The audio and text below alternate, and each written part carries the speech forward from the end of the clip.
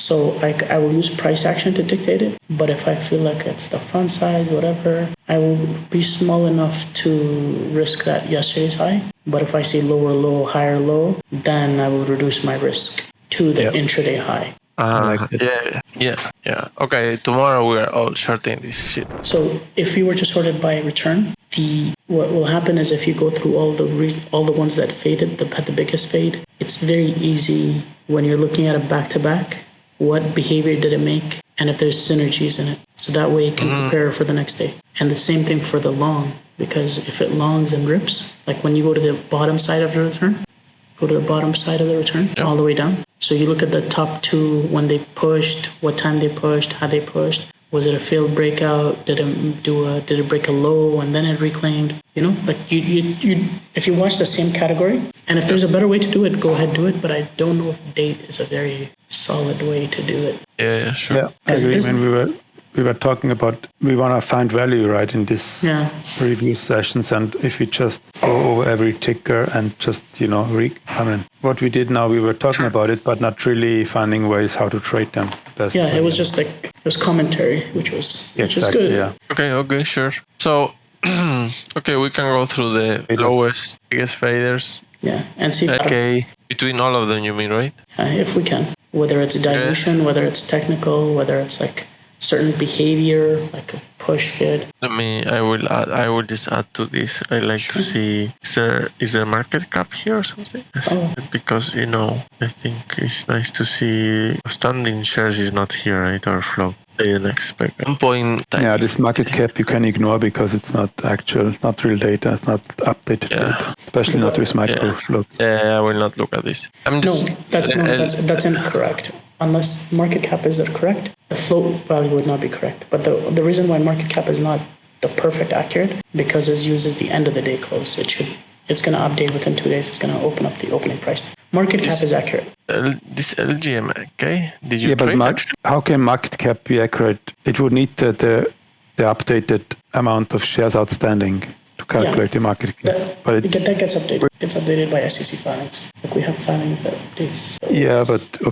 But they are not often. They report a few weeks later after they already diluted a ton of shares, especially with these small price stickers. Yeah. I mean, it has to be disclosed and then it gets updated. Yeah. They just updated something about the price because the one that before was super small price. LGMK. Yeah, it was very small price, like 3 cents. For the record, I was actually long LGMK. I still am long. Really? Yeah, with JJ. No, but it's not it's reverse engineering a pump. You remember back in the days? Yeah, I remember. Yeah. I know, I understand why. Because of the cashless, and you think they will... Yeah, because they have to dump so many. I think they have to dump 800 million. So I saw 500 million.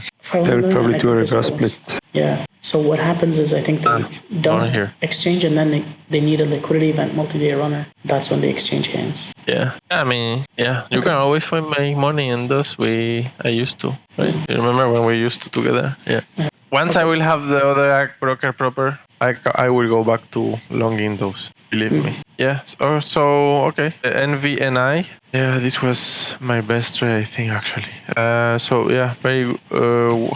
Let's have a look. What do you guys think we could see between them? Or what do you advise to look at the high of day of time, basically at the open? Yeah. So I'm always just looking for behavior pattern. Go through the first top 3, top 4. So I guess once it goes below VWAP, it doesn't look back. There's not a push. Go to the second one.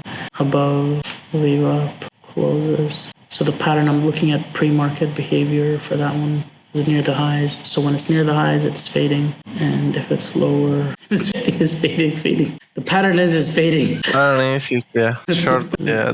But then, it's hard to say. You could say the same here, but then it's the one that was tricky. So this actually, remember, is our A++ long for me. I long this very heavy. I long it good heavy. But where did you long this one? This is day 2. Yeah, brother. Yeah, but remember we have. For me, I disclosed a lot. I'm very open with my place. When it's below VWAP for a long period of time, very often, percent of the times, exactly. Once it's holds above VWAP, I'm longing, risking the previous low structure. For me, it was like, I guess the VWAP must have moved. Yeah, I mean. Because I was longing at like 710, 720 versus 690. And then I have it clear mouse at 720. So you bought below VWAP then? Oh, this is pre-market VWAP. I guess my VWAP must have been intraday. My VWAP was like Maybe. 720. My VWAP was 720. Could be. And then Because I remember was risking 690. 690. Yeah, I was risking that low. Yeah.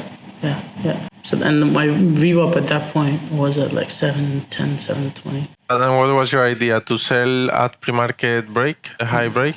So if I had both, so I added 3 times to the position. I started at 720 versus risking 690, and then I think at 750s or 760. Go 750, 760. Show me where that is. Yeah, maybe 770, 780, something like that. I was adding on consolidation a little bit. Tier 3. And then what I'm supposed to do when the high of the day breaks, I was actually talking to a trader called Rigger. Somebody said he's a good trader a while ago, so I need longs only. Long story short is... Who is Rigger? Rigger, yeah. Yeah, he's the new star on Twitter. But me and Is there what? He's the new star trader on Twitter. Is he? He's making every day a few $100,000. He posts his P&L. What's his Twitter? This week he had a day where he made 780K Rigger? in one day. I don't know his Twitter guy? handle. No. I don't know. Well, You can show me later. It's okay, I'll show later. But the idea here is Sorry. it was above VWAP, and everybody Right. below VWAP. If something stays below VWAP for a long period of time, and it's float rotation, and also yesterday's context, people are trapped, push into after hours. There's some people that would average down. Once it holds above VWAP and consolidates, that's when you need to be aggressive. And if I had real cojones, I thought this was possibility of going till 20. So I am up quite a bit. Like I added tier 3, and at the high of the day break for me, it needed to skip when it broke the high. No, go to the high of the day in the morning. Put your mouse at the high of the day. Yes, down Because there. this is high of the day. Yeah. So if that skips, that means there was a lot of shorts, and that means my thesis was correct. So what I did is I try not to sell. I try not to sell until it makes a lower low, but I chickened out. So after it went to like 10, 15, it shouldn't have went below the high. So at the consolidation, I sold. Actually, you know what? I was gonna say I think I have my execution, but I don't. Yeah, and then I sold at the second time at 960, 970, and it went to the high, and it failed breakout. I sold everything. Yeah. I sold everything at like 10 because I had a failed breakout there. But I got lucky. I didn't anticipate all this wash. I would have. Yeah. But long story short, this is a playbook that's been working, right? When you have a bullish thesis, sector thesis. Oh, brother Arsenal's here. So when the bullish cycle is hot, then that works. Sorry, so that's my long. That's what I. Yeah, I mean it makes sense. Let's be honest. At the end, if you remember always, this is a setup, right? Like you said, flow rotation and pushing above VWAP and holding VWAP means it's a long. Yeah. Right. Do you want to know the Twitter handle? I found it. Sure. Type it in. @iRigStocks. This guy, I saw him recently. I was starting to follow him recently, but I don't get a shit of what he says. Talks in a weird way. He doesn't post that much, but it's just... This is your friend, Afghan? He's a nice person. I don't know how... Apparently we had a conversation back in the days in Discord, and Ben is like, hey, you should talk to him. He's a good trader. So he seems like a gentleman. I like when people do the opposite, or when people are good at on the opposite thing. Like, there's always something to learn from everybody. So yeah, of course. And Ben is a good trader, so hopefully he's not slacking off. But yeah. Okay, let's continue. So, okay, what else? Let me see. I put back my camera. So if you guys have a better way to improve the long, we can talk about that, or we could go back to finding patterns for shorting if there's any. So, okay, I don't know. Which one do you want to guys look at? Now, this was annoying. I thought they would do offering. So, I think that what I can see is that whenever the stock is under VWAP, it also tends to fade, like this, under pre-market VWAP. It looks like it tends to fade. You know what I mean? Also. Yeah. I mean, some of them also fade like it's above, but I'm just saying, like, I don't know, I can see some kind of idea there also, but I know that Adnan likes to short those, like when they push to VWAP actually. of pre-market. Yeah. In a week cycle, they work really, really well, I think. Yeah. This was merger news. It shouldn't be here. I cannot exclude. Okay. Yeah. I don't know. I mean, because what do you want to say something more about these gappers, or shall we just? Can we find a pattern that we can make money off of? I don't know. For me, man, I mean, my personal opinion is that you can really say that much from just a week. You know? No, but still, Just like at least something. We can make one bullshit up. We'll say 20 bullshit, one of them will come out correct. And also, when you have smart people talking, like as a group, collective, even if we say some bullshit stuff, this is like here. I'll start. So this looks like a very good short. So I'm playing a bit of hindsight, but failed breakout is the first entry for short, right? So this is the criteria entry. Below VWAP, entry for short. Weak, entry for short. Death candle hold. So I'm gonna make a bullshit thesis that it gave stick to this chart. It gave 2 entry alerts of what I think a normal trader would short, which is failed breakout, and then also below VWAP. And then also the death candle at the 1:30 p.m. Yeah. So when something like this happens, I mean, it should break down. It should, but it doesn't. And this ticker was rigged as hell. Yeah. So that's all of these. My normal intuition, because I'm short, I think I would be trying to short, but my brain says, okay, make a mental note of this. When you have 3-4 times that something should have failed and it doesn't, risk that and break lower. Okay, given I've said 10 bullshit stuff, one thing that I realized, very few times it makes a lower low if something is a squeezer. So look at the first low below VWAP and look at the second low below VWAP. There's always like a higher low. I mean... Is there a way to put here the intraday VWAP? Or not? Oh man, that sucks. Shit. I don't know why you only can put the whole, you know what I mean, like not the VWAP from open. Sure this is Trading we can. Yeah, there's a way you could remove the left. I don't. Yeah, I mean, but in the TradingView from Flash Research, you know. No. Anyway, they're all the same. I think you click on the setting VWAP. I don't know how to do it, but it's in the settings somewhere. Maybe we'll figure it. No. Okay, I'm listening. Yeah, there's no setting there. Oh, it's like session only. Source open, maybe. No. Any of you know why? And I don't know. I think it's all the time taking the good question. Actually, I'm also just looking. I only have the whole trading session, including pre-market VWAP. Arsenal and Martin, do you guys have a thing? How do you make money off of that stock? Well, I had an intuition end of the day, since this was holding up and not fading, that this will either rip in after hours or on Monday. Mm-hmm. So there was probably a valid long setup in there after it was holding until the very close, and then it was the last 15-30 minutes were very tight. So if you're here for after hours, you can long when it breaks out, even though it was a very quick push. Yeah. I was actually. For me, hey guys. Hi, Absalon. Yeah. Go ahead. No, sorry. I was just gonna say, I agree with you with the long setup. It's just that it's almost like a trend, right? Like what I've been seeing is like really violent squeezes. Do you think it has anything to do with that rule that they did a few months back, the reverse split rule? What's that rule?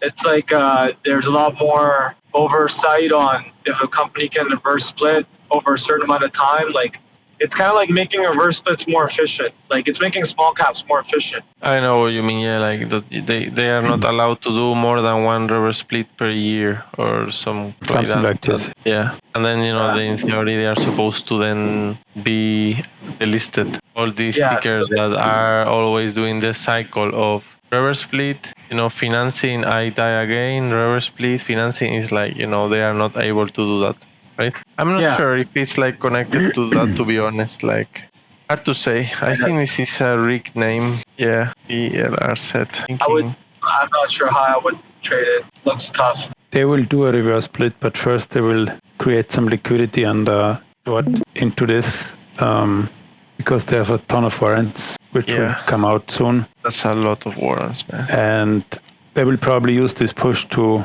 just generate some liquidity and hedge short into this move. And then once the reverse split happens, these warrants will be cashless, and then they cover their short position with that. I guess that's my thesis. Yeah, I think they're already dumping these warrants, and then they're creating a multi-day runner squeeze. But they are not registered yet. They are in pending effect. So pending effect. maybe they are shorting They again.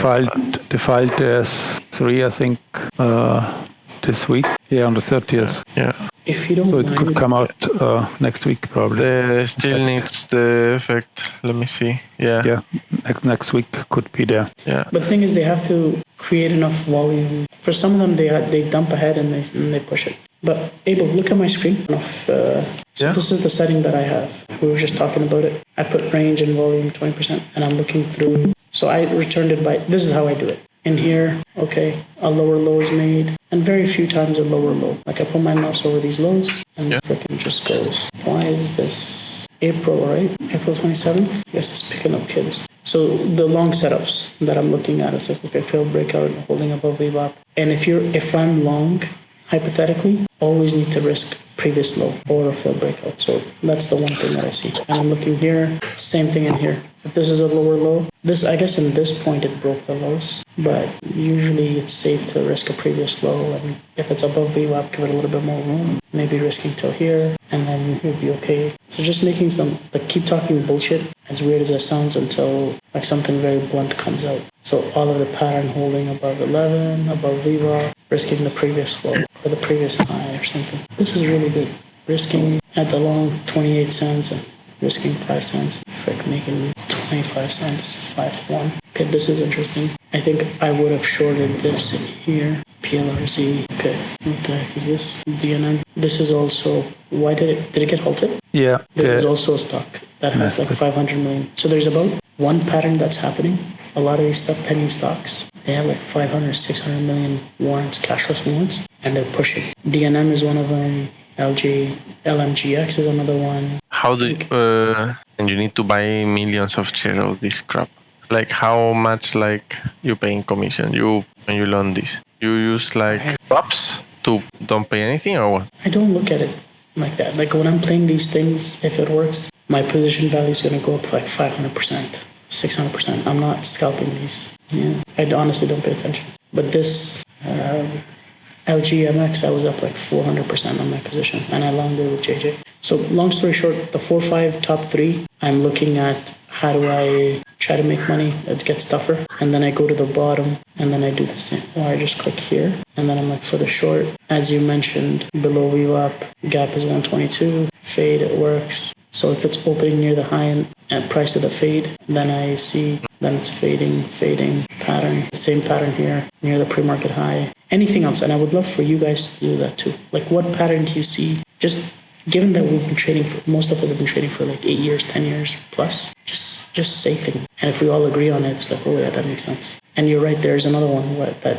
fades really, like from pre-market high, if it opens like really weak, like a 50% pre-market fade and it pushes or near that tends to fade in a weaker cycle to 20 cents. That's not a big of a fade, but so I'm just trying to look for patterns. So this is a pattern. That's crazy fade. Yeah, I mean, for me, it's always a mix of everything, right? Like float, dilution, news. I mean, news for me are irrelevant, like 95% of the time. But you need to take into consideration like those 5% that is, I don't know, like a theme or sector momentum, or you know what I mean, or I don't know, something that really changed completely the company, but this only happens not even 5%, I would say like 3%. But yeah. So in this, for example, for kids, this is one of those cases that the news are always nearly irrelevant, but in this case, it's like you need to also think about it, you know? Like, oh, it's gonna create some more volume, and like, it changes the statistics, kind of, is what I think. I like the process that Defcon just showed us what he is doing to sort by return, and then go through the, let's say, five worst returns of the open and the 5 best returns of the open, and then see if there are common patterns. This is a good process of reviewing. But I also agree with what you just said, Abel, that because it's the same for me, that the fundamental picture, meaning the potential agenda, the potential dilution, the float and all that, plays also a big role for each capper every time, to determine the likelihood and the chances of the quality of the potential this ticker has to fade intraday. So even now when we are reviewing these tickers sorted by return of the open, we can. It's a good practice to look at the technical price action. Yeah. But if we are trading these in real time at the open or 30 minutes after the open, a big role for me is also the fundamental situation, not just the price action. But we can certainly also learn something from the price action, I think. I agree. Okay, I don't know. Do you guys think we are good with this, or you want to review more what we can find or something? I can summarize what my take was. The top 3 faders were, I think the market just seemed weak, so a lot of stuff was fading. The 2 bullshit patterns that I just came up with, like throwing dirt in them. If it's pushes in the high, it's like opening near the highs and tends to fade, that's the fade. Or the other one was if it's a really big fader from pre-market high, like 40% fade off pre-market high, that is a fader. For long, very often behavior is, I feel like either if it doesn't make a lower low, especially if it's above VWAP, or if it's above VWAP, it can make a little bit of a lower low and reclaims. Those are really good spots to long. Float rotation above 11, those are 2 good takeaways that I learned. Yeah. For you guys, any takeaways? Like 2-sentence takeaways?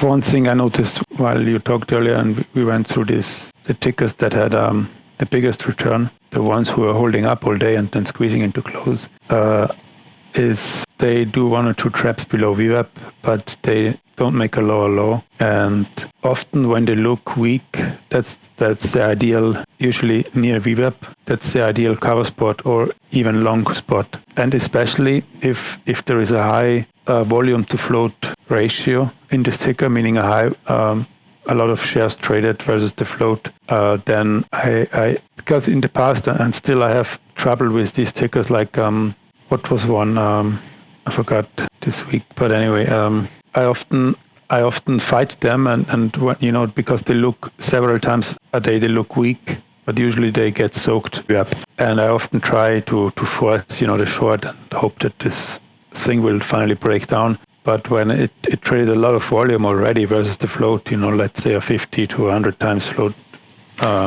turnover, then often it's better to cover there and see if it continues to stay weak or not. And to be careful to not fight them. This is my takeaway. Yeah, for me, for sure, one takeaway is that whenever we see a ticker that exactly, this was one of these kids on day 1, for example, on day 1. One holding VWAP. It was, even though it looked weak, it had this until 11, it squeezed quite a bit, and then it made a lower low and a lower high. Just a lower high and lower low. And then front side all the time. Yeah, and I mean, you're right, there was never really a confirmation of backside, even though it made a lower low and lower high. But as long as it's above VWAP, this is something I need to integrate more. I can never be too certain that this will be a fader, especially if there is extremely high volume. Yeah. And this was just a picture perfect slow pullback to VWAP and on decreasing volume. And somebody soaked up all these shares and then they slowly squeezed it into close and then in after hours. So the time there was not even a proper drop under VWAP or anything. It's like I didn't trade it this day. I need to really work on longing this grab because you can still make decent money there. Yeah. And this day I really like it for the short because it was $10 after 2 plus under pre-market high. Let's be honest, here it was very heavy. My takeaway is if it still is dropping like short. pushing back. Sorry? I was going to say it's still a good short. If this happened again in the morning, I would have taken the short too. Reclaim off VWAP is I think here for sure I will never long, right? In the way that how you can long something. I think it's nicer just to wait to see when it will be heavy, or let's say if there is some squeeze of people short from this day, right? Which is what I was waiting. But then the only possible long is like what you did last night. Reclaims VWAP and then your thesis is wrong because reclaims VWAP is holding VWAP, kind of floor rotation again. Yeah, I think this one can still give a nice opportunity tomorrow, to be honest, if it's have some, like, I would say now for me, it looks like backside, after this fake breakout and like that. Some push to 8 will be quite decent. You know what I mean? And then, so much meat here to go down. That's a really good takeaway. Let's see. That's a good takeaway. Yeah. I think I agree with that. Arsenal and Martin, I think you guys agree with it. I think that's a very good idea. As long as it goes into VWAP, exactly what you draw is exactly what I would be saying. And the risk would be the high of the day right there. Previous high. Yeah. Not that, but for me it would be that. Yeah. If I were sorry. You mean risk here or? That's where thesis I think becomes invalid if it holds above that level. Yeah. Okay, so like you expect some kind of 2R trade, more or less. No, I think at the opening I would give it a wide stop. One thing, we all trade differently. Okay.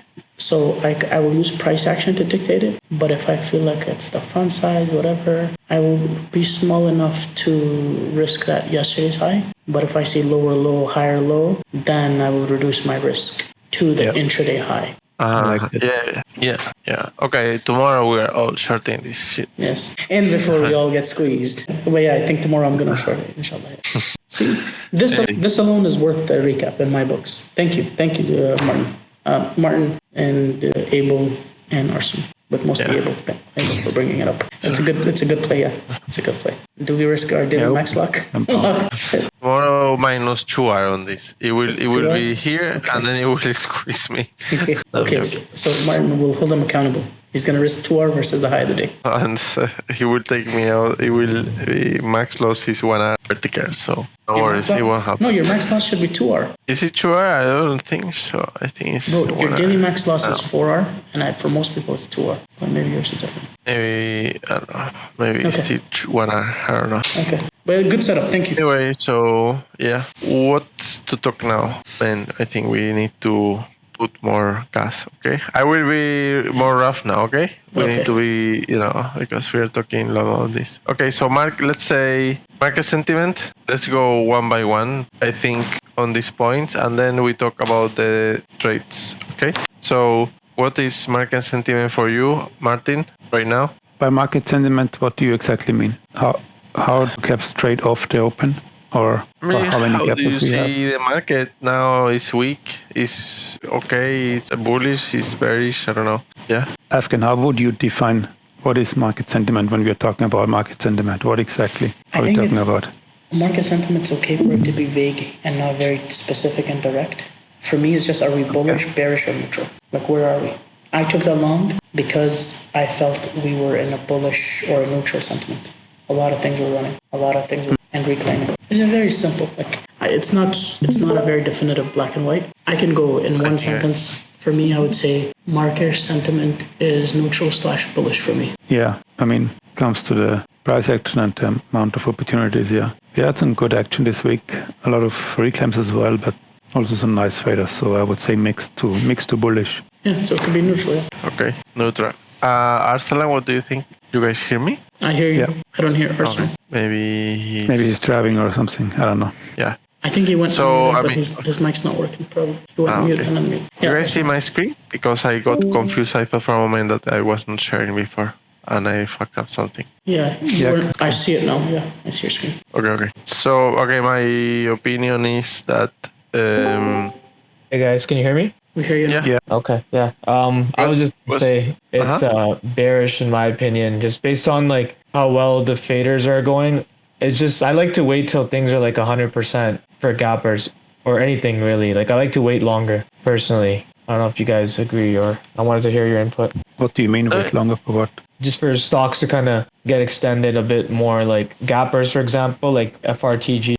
Was up 200 something percent. I think JFBR was up a lot. When it gets to 100%, I think it's almost it's higher chances of it working out, if that makes sense. Yeah. If I can be very blunt and honest, I think that's not a good idea because we ran through all the runners. Yo, brother Aaron the plumber. What's up? I watch, man. Yo, Ben.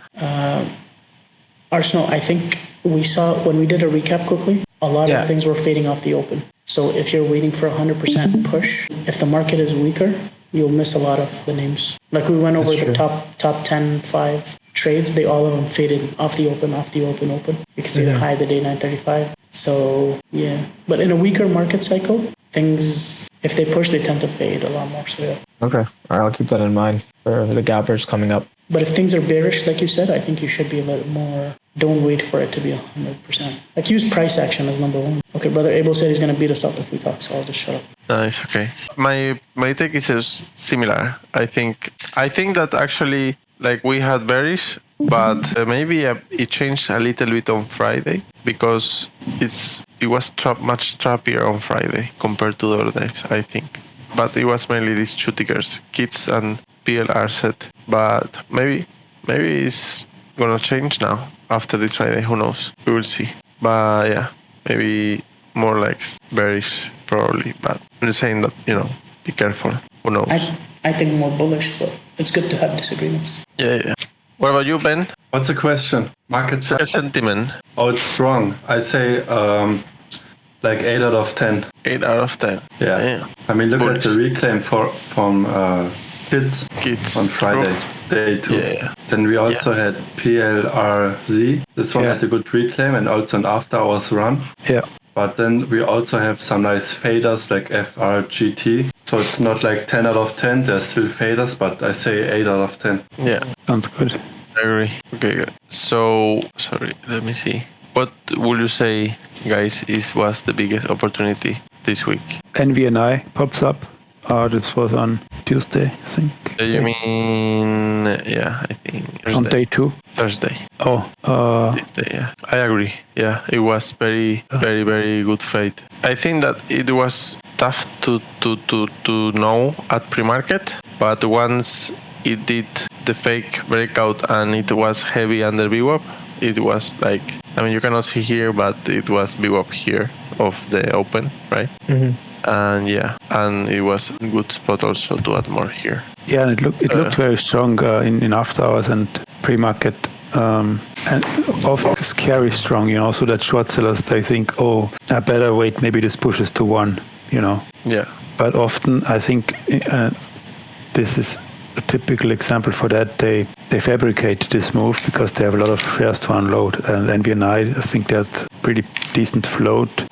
It traded at around 15 to 20 cents for several weeks now, but they were exercising a lot of warrants, I think, and then after they are finished with that, sometimes they do the move afterwards to create the liquidity and dump into them and dump them, let them go. And I think this was one such example where they first did the warrant exercise and then they fabricated a big move into a big exit liquidity move. And this one, actually, it had 3 days. It started on Tuesday and had the big day on day 2, Wednesday, and then the gap up on Thursday. So this was a big opportunity. And yeah, I mean, it was a very smooth fader. Fortunately, didn't add all the way, but yeah. Cool. What any other opportunities you remember? Afghan, you wanted to say something? No, I was just gonna be like, I can go next. Yeah. Are you done? It's Okay. Yeah. Yes, please go. You can go. Martin, are you done? With the biggest opportunities, you mean? Yeah. I had one more, which is OMEX on Monday, or MEX. On Monday, yeah, here. They had this, on Friday they had a big move after. Friday was trappy. Yeah, and they also, it faded in Friday after hours because they came out with some filing, I think S3 or something. No, a 424 B5 filing, which looked like they are doing an offering or any kind of dilution. But then it had this big move on, they had a PR on Monday at 8:30 a.m. that they were saying that they have sufficient operational funding, meaning they don't need to raise capital in the near future. And when this PR came out, actually, this was actually really would have been a really good long if for anyone who saw this PR in real time. I saw it honestly, but I couldn't bring myself to long this because I knew that this would probably fade sooner or later. It was fast. In hindsight, if you are able to long the first minute of this, there's a very good risk reward for a long here. And yeah, and then the short was also pretty. I mean, it was quite choppy off the open and actually trappy once it broke below. It did this fake breakdown, and then it reclaimed and made new highs. But once the new highs failed, and then it pulled back to 180s and bounced, made lower high. This was then, I think, a really, really good, at least spot to reshort, start in, and then maybe add on the 180 breakdown, and then hold as long as you can. It had a very nice fade into the close. Unfortunately, I missed that. I covered it before that, as usual. After trading sideways for the majority of the day, it had a nice end of day fade. Really nice opportunity overall. Because also the fundamental situation on this, I think they had 11 or 10 million shares from a convertible note ready to dump at $1.10. And I think this is something like this they did. I'm sure they used, even though they didn't come out with a filing yet, but the price action looked like they were dumping some shares on Monday. Yeah, really nice opportunity. Nice. Yeah. Do you have any other thing? You wanted to go next African? Yeah. Sure. You're sharing the screen? If you put What's you that? need to make a podcast? Who did the podcast? Is that me? No, that's Aaron the plumber. No, I just joined your podcast. Oh. Yeah, I didn't do it. Thank you for joining my podcast. Please come again. Okay, when I look at best opportunities, for me, I like to think of it, which one is repetitive that I can replicate and take more. I think I am in a similar boat, potential possibility as what Ben said. And I think kids is very repetitive. Repetitive in the sense that it can be replicable. During the time, I think as I was mentioning, I was long 725s and I was risking 720 something, and I was risking this low, 690, somewhere here. I don't know where it was long, but the VWAP was not from pre-market, from here. So this for me is an A++ setup. And I've mentioned it many times, and I've spoken to Ben about it, about longing, and I also spoke with Ben about longing this. So best opportunity, I think, was this for me, because I have studied the heck out of these plays, and the way it is stays below VWAP, comes up, and I was telling myself, and I also mentioned, I verbally talk to myself when stuff happens, is I say, don't take profit until a lower low is clicked. And then when I went sideways here, so it should never have gone. Once it broke the highs, this is a red flag when it goes below this level, because this is where shorts are trapped. And when this starts skipping, that's a very good sign. So best opportunity was this, and I'm also mentioning this because it's replicable. If this happens again, I will take it. And also because I think there is a possibility that Monday we will have a float rotation, like we could be bullish. So if it's bullish, from our conversation earlier today, I think when something like this happens, a failed breakout, and it gets to Viva, I will risk previous low. So I'll probably risk long here versus something like this. So I'm longing 320 and I'm risking 290. So if I think things are bullish, I'll do something like that. So those are best opportunities for me. And the other thing that I really like that Abel mentioned was KIDS. So he basically said that this could be the backside. So if this pops into 910, I would like that risk. This is the thesis where it becomes invalid. So I think this is backside. Everybody that's long got bagged. So it pushes off the open. I think moving forward, this is the best opportunity that will be coming in the future. So the missed opportunities was that stuff. And I think very similarly for here. Sorry, so there's missed opportunity and I'm talking about future. If this pops into 130, like 130, and then it rejects below and stays below 120, that becomes resistance, I will take that short, risking that. As long as below this. That's it. Cool. Who would like to go? Yeah? Yeah, I guess I'll go. I had a really unproductive week, personally. Let me just load up my screen here. 1 second, guys. Okay, there we go. Okay. So if you guys can see, I did good on the gapper setup this week. I would say JFBR, FRTG were really good. If I just stuck to those and I didn't tilt on a lot of these names, it would have been good. It's pretty much the same problem I'm having, like on Key Z. The first day I had a max loss, and the second day, where is KIDZ? Right here. You can see I kind of had it the whole way, and I usually do scalp, but I didn't this time. I was busy with something, and Guys, can you guys see my screen? I see it, but it's very small. Oh, Yeah, not sure. Yeah, I'm having some technical problems today. I just set up a new computer, so can you open it in browser? let me see. Copy link. There is on top here. There is Can you see this? you can open in browser. Okay, it might just be my streaming. I think I'm streaming the wrong window. Yeah, you're just streaming Discord. Yeah, I shouldn't do that. 1 second. Stream options. There is echo. When there's echo? Yeah. You know, like I hear my voice now. It's probably because you're on have us on speakers. Okay, 1 second. I'll just share the chart on the Do it on chat Sunday there. recap. Yeah, do it Sunday recap. Yeah, but on FRGT, like I did well. It's just when I'm tilting on plays like KIDZ, like when I got stopped out there, I went long for some reason after that, which was just like, here, I'll post it here, which was my worst trade, I would say for sure, because I mean, I was up more than 2R on this, and to lose on it is just, I mean, I know I shouldn't look at PNL, but it's like a repetitive issue that I'm having when it comes to just getting emotional and just completely falling off the game plan. So I'm just going to try to be more particular with the gapper setups and not fighting bias, maybe even switching bias like you guys are saying on KID and RZ since it's happening so much. But that's pretty much it for me. I think that's a good setup, bro. Both of those trades in my books were good. The short is a really good short. Took out the stop where you needed to. I could see it working when you give it a wide stop, but hopefully you position sides for that. Yeah, I was way less on the long. If your long was like 0.5 or 1R, I think that's setup, to be honest. So Yeah, On the long, since it was already pretty extended from the lows, if you really long here, or I would keep a tight stop, especially after it did this clear out of 1050 and failed. I would get out quicker, way quicker than, maybe below 980 or so. The first trade, the short the entry was really nice, but if it dumps 30% in 60 minutes from 9 to 6 almost, yeah, I would just at least take some off, at least half of it, because there's almost, especially if it trades very high volume, there is almost a guaranteed bounce coming at one point, at least very often to VWAP. And, if it's mentally very tough for me to give that much back and then even, stop out. yeah.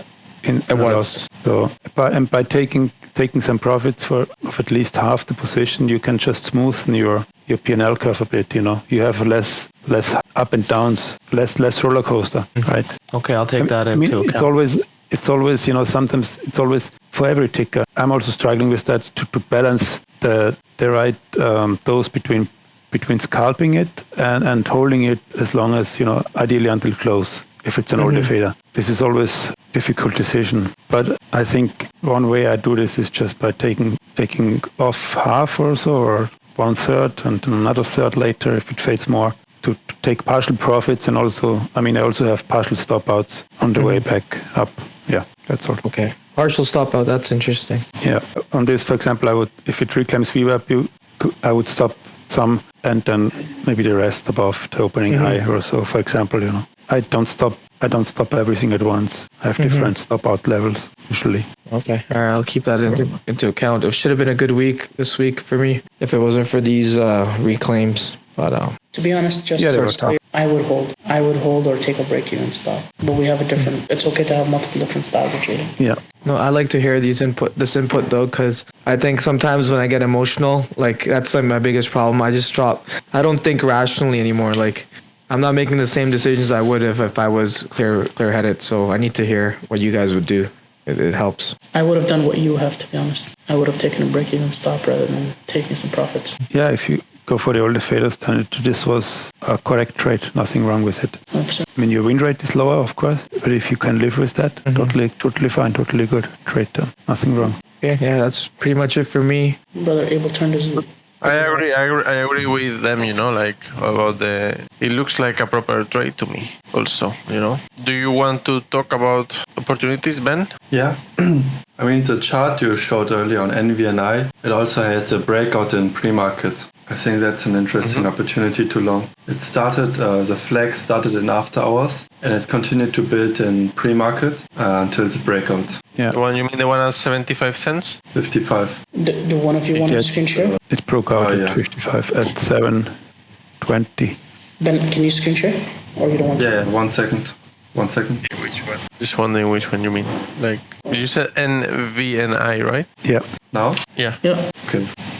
Okay, sorry, you mean for the long. Yeah, in the morning. I like the short more, but still worth a shot here, especially when we are in a strong cycle. Yeah. As a short seller, personally, tough to trade this one long, knowing that it's already extended from the day before. It squeezed into close. It's just mentally tough, even though it was a great, beautiful setup, long setup.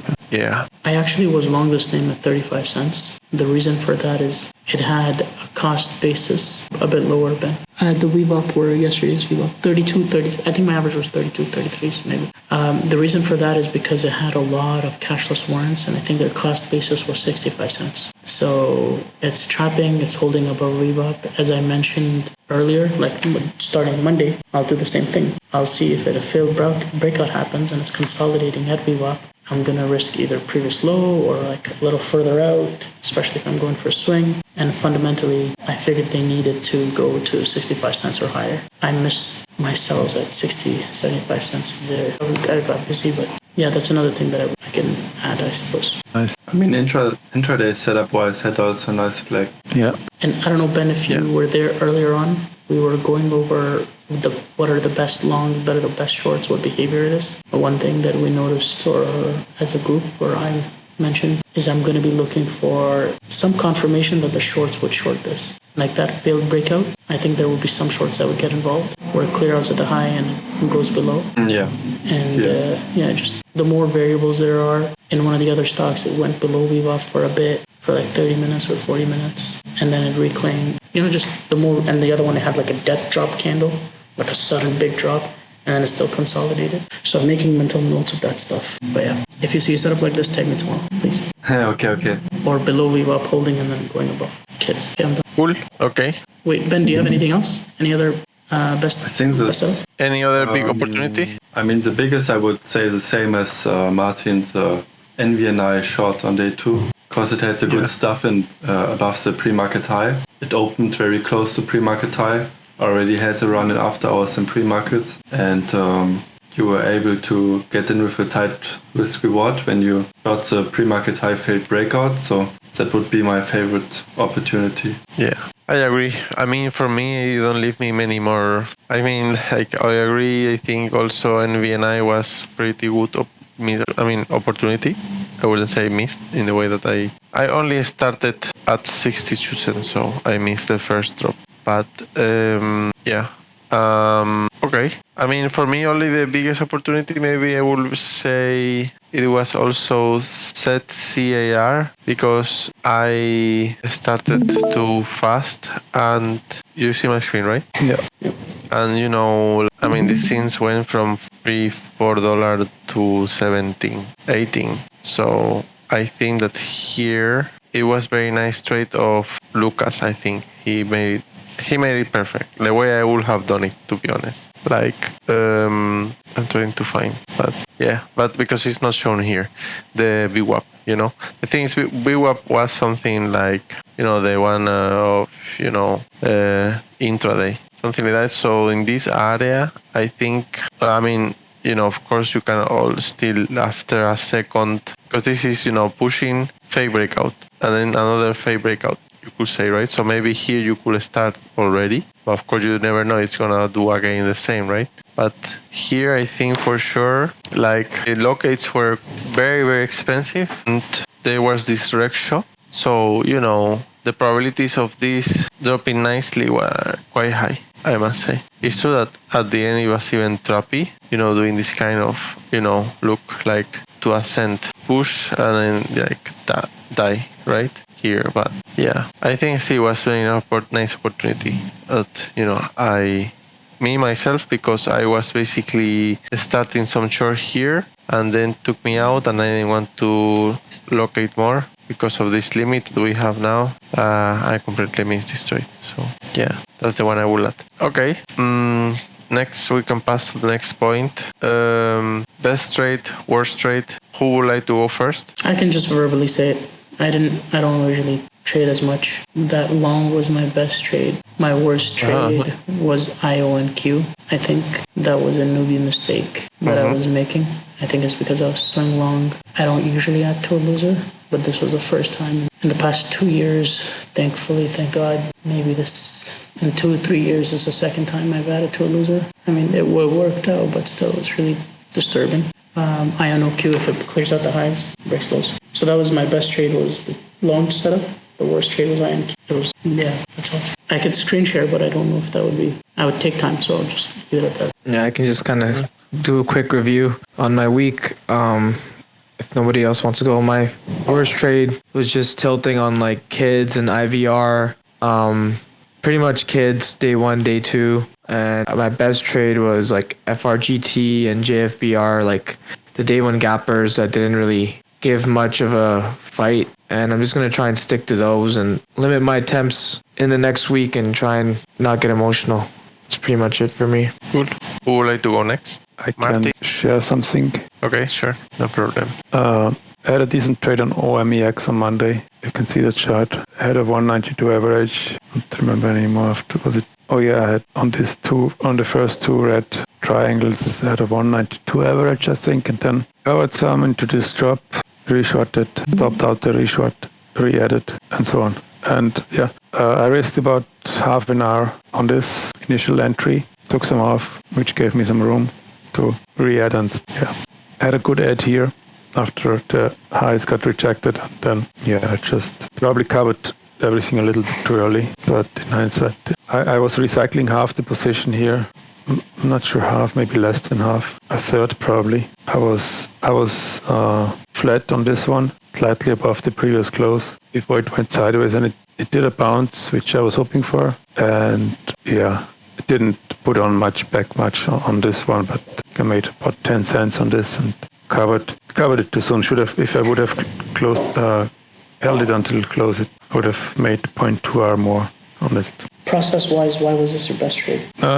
Because I was really, after last Sunday, we talked about being aware of the proper sizing, right? And on this one, I really tried to be aware of my right sizing in real time, which is something I struggled. So I was really putting on the size that, I was thinking about it, actively thinking about it, because often I'm just putting on some feeler size. I don't really think about the right size, what's the right position size based on my stop. And on this one, I think I did. That's why I think it was the best trade. And it was a Monday, fresh after our last Sunday review. Yeah, this is something I have to do more often, and I have to really fully integrate into my trading every time, not only once in a while. Well, that's a big win. Congratulations. That's good. Big win. Thank you. Cool. You want to review yours, Ben? I only have one trade. Okay, sure. I'm not sure if I can learn something from it. Great. Ben, did you just generally trade less, or just trade less in the proper count? No, generally trade less. Yeah. Why? Is there a reason, or? I tried longing, but only in my head, because I don't want to risk a lot on something that I'm new at. Okay, but is that why you are shorting less? Because you are looking at things? Every day I had a long perspective on, and that caused me to miss a lot of short opportunities, because I was only focused on longing. Yeah, trying to copy Rigger. Yeah. That's he's very successful what he does, but somehow he always chooses the right stocks to long, right? It almost feels like he is making the market. He's really doing what his Twitter handle says. I think he's really rigging stocks. He's so big that he just buys a lot of, a big percentage of the float. Like on Setcar and on kids, I think he made a good chunk this week. Well, for me, I just don't trust so much whatever people put on Twitter. But Afghan, you said that you know this guy. So I don't. No, I don't. I only know him through Ben. I don't through know Ben. okay. Yeah, Ben. Yeah, Ben, you are in touch with him but sometimes. I've heard that Parker was the mentor of this guy. Was it? No, Elvin. Elvin is different. Elvin? Oh my God, I got mixed. Who is Elvin? He's like a Dota trader. He came to our Sunday recap. That guy. That guy is... Parker was his mentor? Okay. Sorry, I got mixed. I don't know, man. People. It's to Abel's point, I try not to pay much attention to Twitter. Yeah. One thing I find that's interesting, and I am prone to it too. That's why first, we should never talk bad about anybody. But number two is, somebody told me this and it opened my eyes. And I'm going to keep on about it because I don't want to piss them off. But this is a very valuable lesson. Whenever somebody shares something, and it's like in terms of excitement, in terms of trading, why it is Often because it's a rare situation. Imagine if a person's consistently winning. And I'm not talking about a specific person. I'm not talking between the line. It's just a rule that I learned myself. And I find, unfortunately, sadly, I was doing that myself. So whenever I had like tough months and I had a really nice win, big win, and then I would post it. And I know some friends that are very popular on Twitter, but I know like when I talk to them about profit factor performance, their profit factor is like 1.4, 1%. All the winning trades are on Twitter. So it always gives a very false perception that, oh my God, there's so much winning here, there. I agree. Earlier on, subconsciously, I was doing that. I wasn't doing it to be a show off or something. And then, I don't know, long story short, just be cautious of Twitter. It's not because people are fake, authentic. Sometimes they don't realize it. Sometimes it's just want to show that, hey, if something was, imagine a person that wins consistently, would they put that up? I don't think they would, right? Because it's a normal behavior. It's a normal occurrence. That's it, done. Don't want to keep breaking up. But I've spoken to Rigger. He seems like a good person in Bucks. And Ben, I was telling him to long as well. I didn't know he traded size, but yeah. Okay. You told him to long kids? I think so, yeah. I don't know if he was long with me or before me. I'm not sure. Yeah, he was. He was long before me? With you, at least. Oh, okay. So you're also changing your trading style a little bit now, Ben, or what? Yeah, I just focus on longs past 3 weeks. Oh, really? Wow. Yeah, just because it interests me so much. Because it interests you. Okay. Yeah. But you don't want to backtest something? I mean, I'm just curious. Let's say, or you just look at things from, like you say, long perspective. I look at it in real time. Okay. But you don't trade any real money yet about it? I did on 2 occasions. Most of the time it was just in my head. Okay. But did you very find any difficult. common patterns, anything interesting you would like to share about that works, that you learned the past few weeks? I got more confident when the cycle started to get strong again. Yeah. Yeah, but I'm not that successful yet. I would say I'm at break even. Okay. Okay. Well, I can advise you that if you really want to keep looking at longs, personally, I found very interesting everything that, for example, Trade the Matrix talks about regarding longing, and I think that he is quite successul with the longing. Yeah, he has a good overall market picture in mind. Yeah, but he has some setups for longing that. Oh, okay. You can even just read about them on his blog, and I could start to see them more often, like these setups, to be honest, of mainly how rig names can, squeeze, and sometimes they drop under VWAP and they do like a fake breakdown and then they start to push again, and then they hold or holding VWAP after floor rotation and stuff. Like I know that he was longing kits, for example, and then he's looking for this kind of because he knows his rig name, he will do fake breakout and then drop. So basically he's longing before and then shorting. Oh, okay. So, yeah. I mean, I think he's quite good and quite like real compared to some others on Twitter. So anyway, I need to go soon, guys. So I will just also share my stuff, and then I might just leave you by yourself the last points of the meeting. Okay, if you don't mind. Turn your camera on at least. You say bye. Of course, man. Let me check. Sorry, because I have visits, so I'm just my office is the room where people also sleep if they are guests. So I have to from time to time. So I will share my screen, maybe very fast, okay? And then before you go, do a takeaway, yeah. A summary takeaway of what you learned or what you remembered. Me? Yeah, before you go. Sure, okay. So yeah. So worst trade, I think was set CAR. I had kind of conviction here because of the warrants they have, but the truth is that I didn't really follow my process in the way that the warrants were not registered. So the dilution, I don't normally short so fast when the dilution is not available directly, right? And I was adding here, and then I realized that, this is reg show, like I didn't see before. So basically, then decided to give it more room. And, of course, I didn't expect I would push like that. And I was scaling out. Then I again, which I thought for a moment that I could reshort, but actually much later at the end of the day, I realized that actually I had a bit more still located. So it's not that I could reshort, just to let you know, guys, that I was creating this. Anyway, took me out, man. Like I could see the action and I could feel this is very bullish. I shouldn't be in this trade for now. I should wait for backside. Like I could feel this was good, but I didn't. I was pushing myself not to get out because I knew I'm not gonna be able to locate again. So I just managed it very poorly. This ratio messed up my head a bit.